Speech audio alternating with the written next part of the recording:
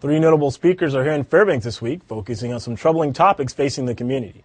The symposium and workshop sponsored by the Fairbanks North Star Borough School District's Office of Safe and Drug-Free Schools and Fort Wainwright's Garrison's Chaplain's Office provided an overview and understanding on the important issues of suicide prevention, domestic violence, and gang awareness, in which experts say the first step is actually talking about the problem.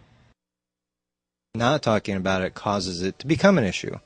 If you talk about it, you can't catch it. You can't catch suicide. It's not transmittable. You know, it's just it's like a pressure valve. If you talk about it, it releases the pressure, and somebody won't be suicidal anymore. Speaker Matt Dovel, an author and founder of International Suicide Prevention, who came to speak to the military, schools, and general public, states that most suicides and attempts stem from long-term depression or quick reaction to losses in one's life, and can be avoided with help from others. I encourage people to get into the community, get involved in activities.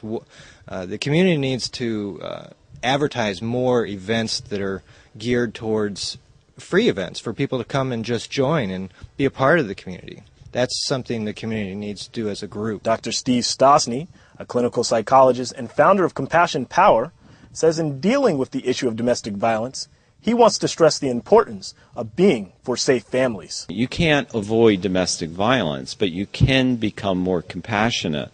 And as you become more compassionate, it becomes impossible for you to be violent. By using compassion, Dr. Stosny says that you care about how people feel and won't do anything to hurt or diminish that person. And if you're compassionate, you can't be abusive. So instead of focusing on how to get rid of abuse, we have to focus on how to make abuse impossible by increasing compassion. As the presence and influence of gangs across the nation and in Fairbanks have increased, so has the concern among the community to address the problem. Kids getting themselves into gangs, cliques, posses, and crews is a growing epidemic.